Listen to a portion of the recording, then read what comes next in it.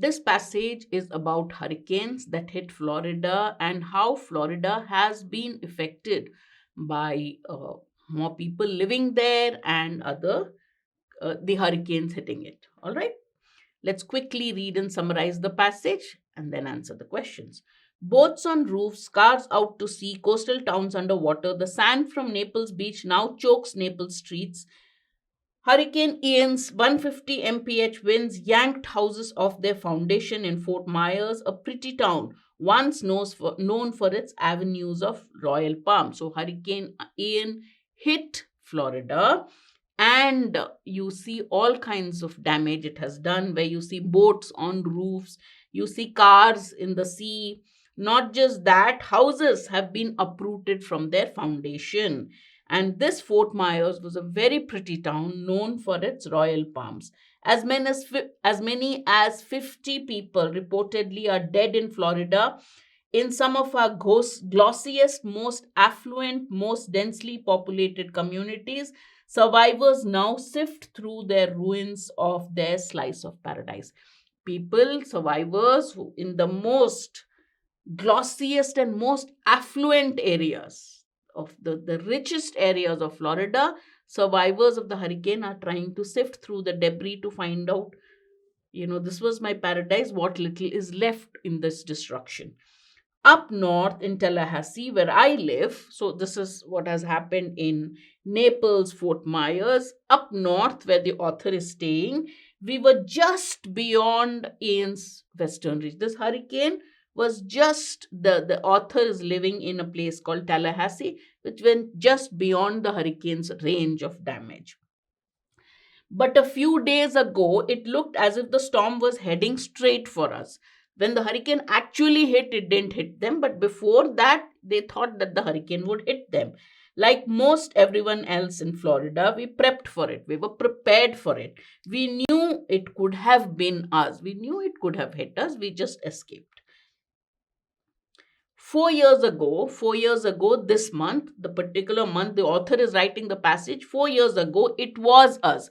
The author's area was hit by a hurricane. The Category 5 Hurricane Michael rode ashore at Mexico Beach, drowning the coast with a 20-foot surge, laying waste to the land all the way into Georgia. So 4 years ago, a hurricane hit them, Hurricane Michael, and that had destroyed land all the way up to Georgia.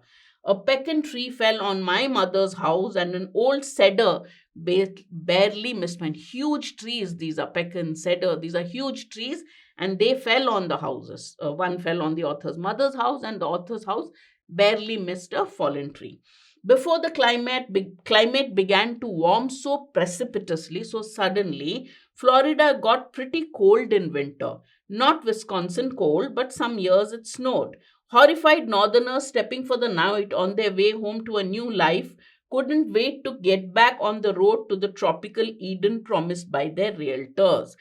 In recent years, so when northerners came to stop for the night on their way down to a new life, they couldn't wait to get back to the tropical Eden promised by their realtors. In recent years, almost 1,000 people have moved to Florida every day, drawn by comparatively cheap property, no state income tax, and for some, Florida's belligerent politics. So many reasons why people come to Florida.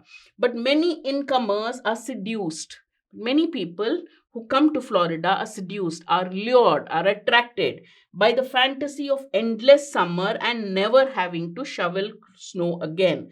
So the author says, in the past, before climate change happened, warming happened, Florida did get cold in winter, and people who crossed Florida used to be horrified by the cold of Florida.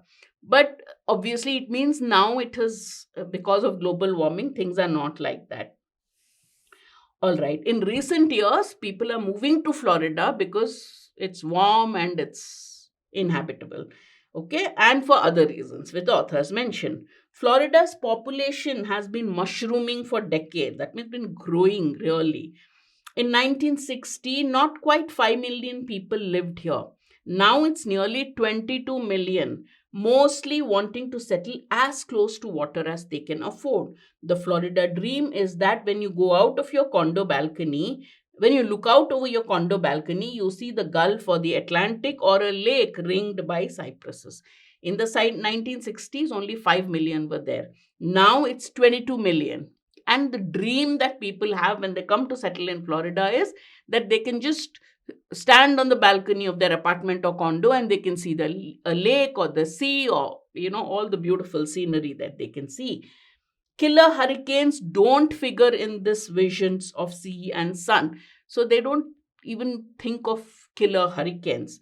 The problem is that this torrent of people, so more and more people keep coming to Florida because of all the promise of this beautiful scenery. But the problem is that the torrent of people, the rush, the big flood of people, numbers, huge numbers of people, endangers what they come for. They come for something, and with more and more people coming to Florida for what it promises, they are endangering that very thing. They're endangering Florida and its beautiful conditions. The sugar sand beaches, the boating, the fishing, the charismatic wildlife, all this. They're endangering all that. As the population increases, all these are endangered. In Florida's beauty lies Florida's downfall.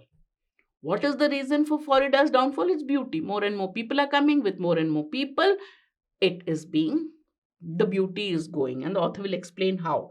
For more and more people to live here, we must destroy more and more of the land. The once plentiful marshes and swamps filtered surface water and slowed down flooding. But Florida has destroyed nearly half of its wetlands since 1845. So, to give space for people to live, more and more land is destroyed. Wetlands and marshes of Florida have been destroyed. We've drained, paved, and built on them. Mangrove trees stabilize coastlines, provide habitat for all kinds of animals, and mitigate storm surges. So, mangrove trees do all these. These are trees that grow in wetlands and swamps, right? Yet, developers sometimes abetted by the State Department of Environmental Protection. There's a Department of Environmental Protection which is supposed to stop this.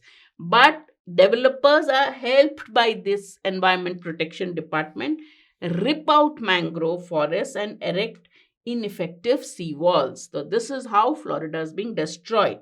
There are some 3 million more people in Florida than there were in 2010. A population surge that is depleting the Floridan aquifers. The drinking water sources, the aquifers of Florida are where people of Florida get drinking water from. 90% of Floridans get drinking water from the aquifers. But these aquifers are being destroyed faster than they can replenish themselves. They're being depleted. The water in the aquifers is going down faster than it can be refilled. We pump too much out of the ground, allowing salt water to seep in. When you drain out the water, underground water, what is seeping in? The sea water. So salt water comes into the aquifers. Rivers and lakes are choking under mats of noxious blue-green algae. So what's happening to our rivers and lakes? There's blue-green algae. Lots of them. Why does he call them blue-green algae is dangerous for marine life, right? Produced by runoff from overbuilding, farming, and all that miracle glow we dump on our lawns and golf courses. It's toxic for humans. This algae is not good for us. It's toxic for humans and it kills the fish too. It hurts property values. Nobody wants to buy a house on the inland waterway or on a river that's covered in slime and stinks like rotten meat with dead manatees floating by the dock. This is what happens this is how Florida is being destroyed. What made the author of the passage apprehensive about the fact that they could also have been affected by Hurricane Ian? Unfounded fears. No, he had been affected 4 years back. So, not unfounded fears. So, A is wrong. Weather forecast predicting it was headed to the place where he lived.